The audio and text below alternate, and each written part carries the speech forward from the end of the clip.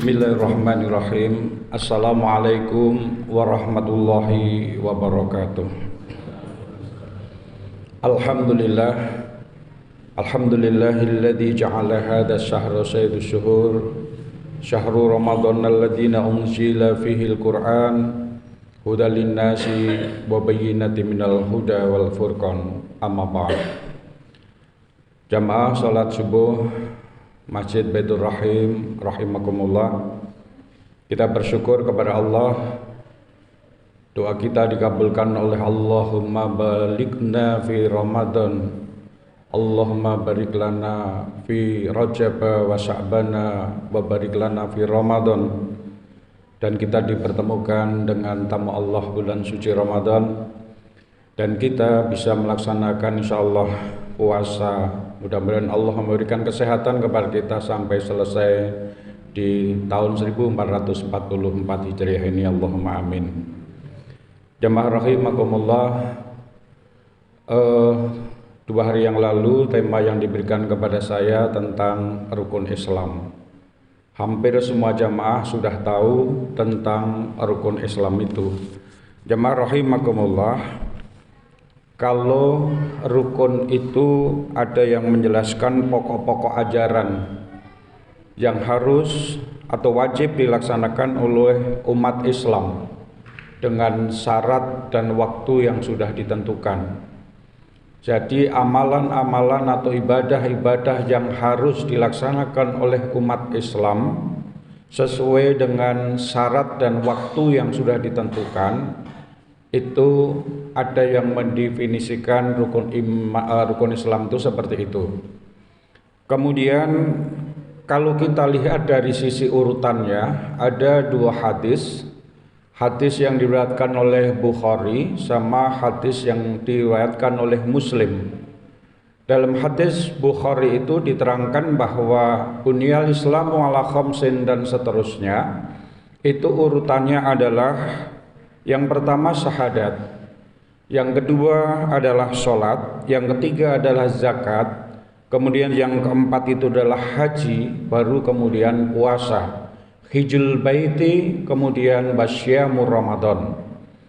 Kemudian hadis yang diriwayatkan oleh Muslim, ketika Rasulullah ditanya oleh malaikat Jibril untuk diajarkan kepada malaikat Jibril tentang iman, Islam dan ihsan, kata Rasulullah bahwa Islam itu adalah syahadatu alla ilaha illallah.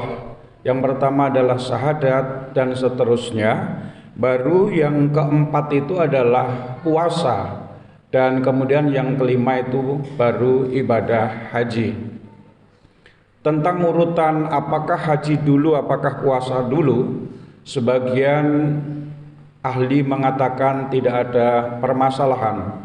Karena mereka melihat mungkin dari sisi sejarah bahwa orang itu sholat dulu, kemudian sholat itu diperintahkan 1 tahun sebelum hijrah, puasa itu diperintahkan 2 tahun setelah hijrah, kemudian ada perintah zakat, kemudian ada perintah baru kemudian haji tertunda karena di situ ada perjanjian Hudaibiyah dan seterusnya. Berarti mungkin didahulukan dengan zakat dulu. Tapi zakat yang dimaksud mungkin tidak hanya zakat fitrah, karena zakat fitrah itu melekat pada Ramadan, sehingga puasa baru kemudian zakat. Jamaah rahimakumullah, di dalam definisi tadi bahwa orang itu dikatakan muslim itu apabila mereka bersyahadat, kemudian mereka itu sholat, kemudian mereka itu puasa, kemudian mereka itu zakat, kemudian mereka itu haji. Tetapi dari 5 rukun itu ada yang diberi catatan oleh Allah, yaitu ada kata-kata, ada yang rukunnya ada kata-kata jika mampu.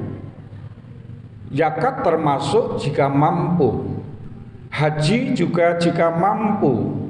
Bahkan puasa itu ada rukshohnya. Tetapi syahadat dan sholat itu tidak ada kata-kata mampu. Itu artinya bahwa Orang yang dikatakan Islam seharusnya melakukan itu kalau mampu. Oleh karena itu ketika ada orang meninggal atau kita mempelajari tentang siapa jenayah yang bagaimana yang harus disolatkan, salah satunya adalah beragama Islam.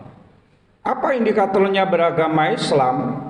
Syahadat, kemudian sholat, kemudian puasa, kemudian zakat, kemudian haji.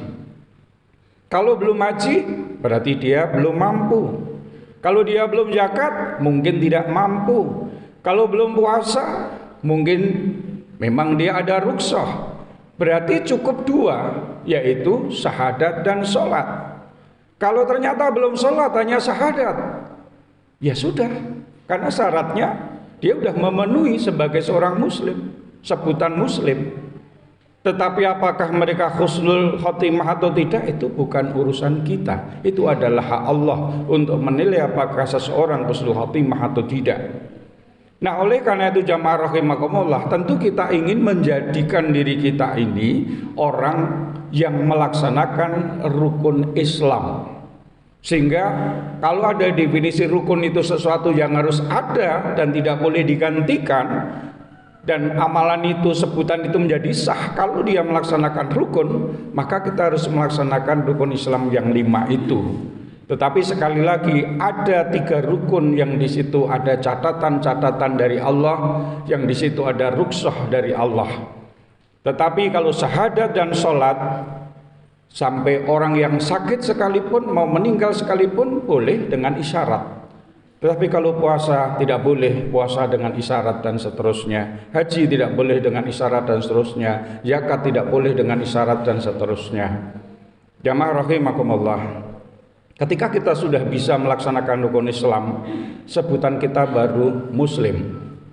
Padahal tingkatan yang tertinggi itu adalah muttaqin. Maka syamur Ramadan itu adalah dalam rangka untuk memperoleh kualitas derajat takwa. Tingkatan takwa itu ada 5 tangga yang harus kita naiki, harus kita lewati. Muslim, kemudian mukmin, kemudian muhsin, kemudian mukhlis, barulah muttaqin. Tangga yang kedua mukmin. Siapa mukmin itu? Mungkin di pembahasan lain, kalau ada judul yang lain nanti saya teruskan. Cukup yang rukun Islam itu saja. Terima kasih. Assalamualaikum warahmatullahi wabarakatuh.